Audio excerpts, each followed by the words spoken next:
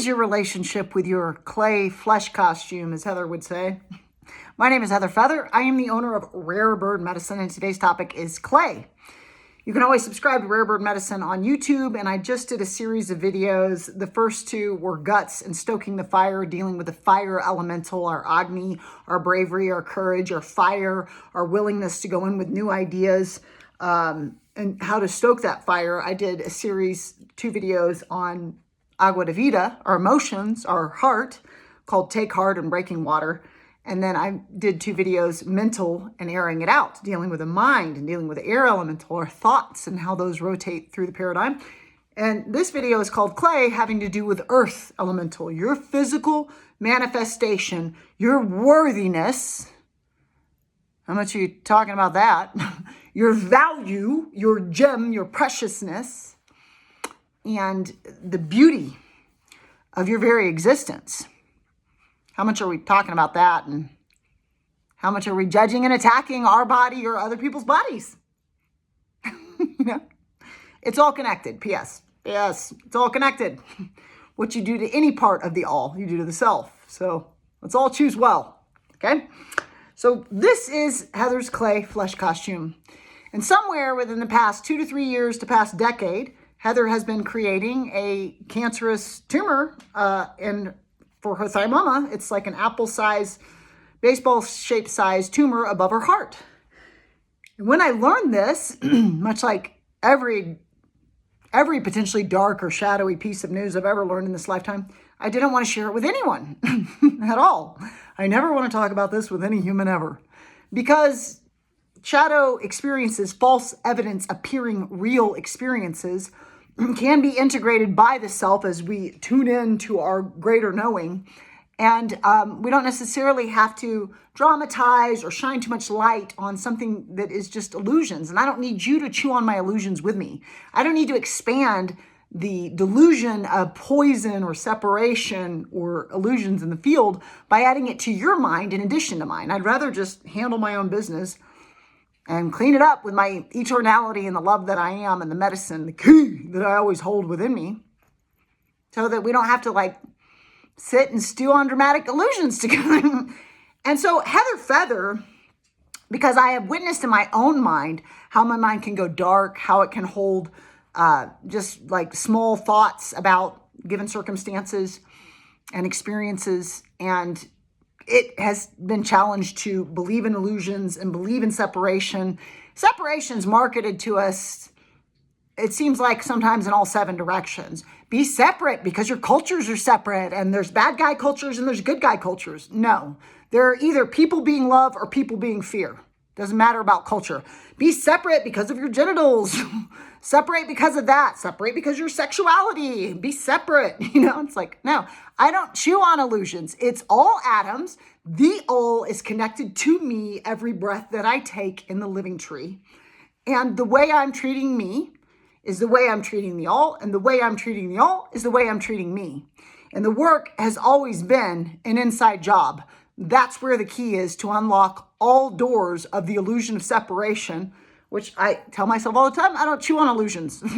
But initially when I found out I had a thymoma, I really didn't want, many dark things, I didn't want to tell anyone. And part of it is, not only have I witnessed darkness in my own mind, I've heard infinite stories of illusions from others in the paradigm enrolling me into false evidence appearing real, offering stories of separation. Let's be separate against this gender, let's be separate against that culture. They're the bad guys. Get them. You know what I mean? Let's be separate against God and the devil. And they're just this weird fight we're stuck in the middle of. And we're not responsible for how we act. You know what I mean?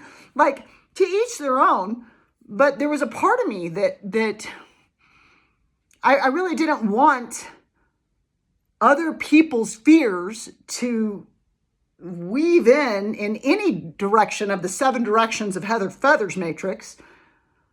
I don't want you to hate my cancer. I thank my tumor all the time. Thank you. Thank you so much. Thank you, Heather, the one that created the tumor, the one that's responsible for creating it. Thank you for creating this. I love how much you love to learn.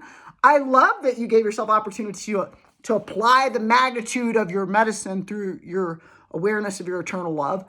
And I'm so glad you're here. And I don't want anyone else's fear, false evidence appearing real, or dark thoughts added to my body. Like, if you want to send Heather something, send an awareness of an opening in this chest and the shrinkage of this tumor, because it recognizes it's brought its lesson. Thank you, lesson. And I tell it all the time, I'm so glad you're here. You got to pack up your bags and go. I'm going to give you some snacks to chew on as I go through chemotherapy, but you got to go. You're not a part of me. You're not a part of my clay dream anymore. I undream this illusion that I created so that I could apply the medicine that I be. And while I'm undreaming, let me undream this illusion that I am unworthy of prosperity, of true love. I got real clear at 50, like, unless I have true love, I don't want it. I'm not interested.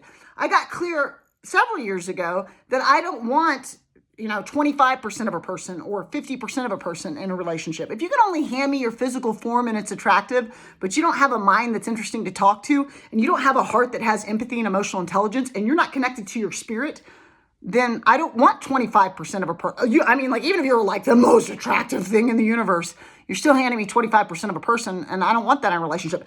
I'm bringing physical, mental, emotional, spiritual development on a constant basis into any relationship I enter. And I suddenly realized, like, in this past year, it's like, oh, I don't want a 75%. Like, I don't want to be in relationship with anyone but me and divinity. And that includes all of creation, because divinity created it all. Divinity didn't go, I just like this part, but not that part. Oh, screwed up on that.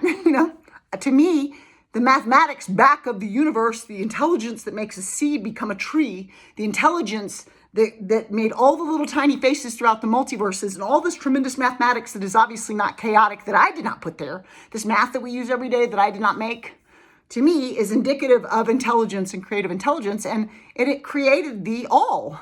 And I was holding the all very small. I just thought, I don't want people to know about this, because they're going to be like, F your cancer, and they're going to want to get mad at it. And I don't want you putting anger at my body. I don't want your false evidence appearing real, or your need to chew on illusions or drama or whatever to be a part of my story. Thy mama, my great nurturing medicine of cancer that gives me the opportunity to apply awareness that we can alter the quantum field at any point with our consciousness and to apply the medicine I know to be true.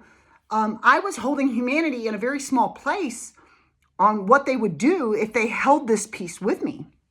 And what Spirit has been teaching me is that as I share the story of what my clay costume is going through temporarily, many beings actually, I'm like, oh, I've spent the past 5 decades getting to know medicine people. And I know quite a few remarkable, unbelievable medicine people. And I've had a lot of people, Spirit has shown me, because it kind of like pushed me to like share.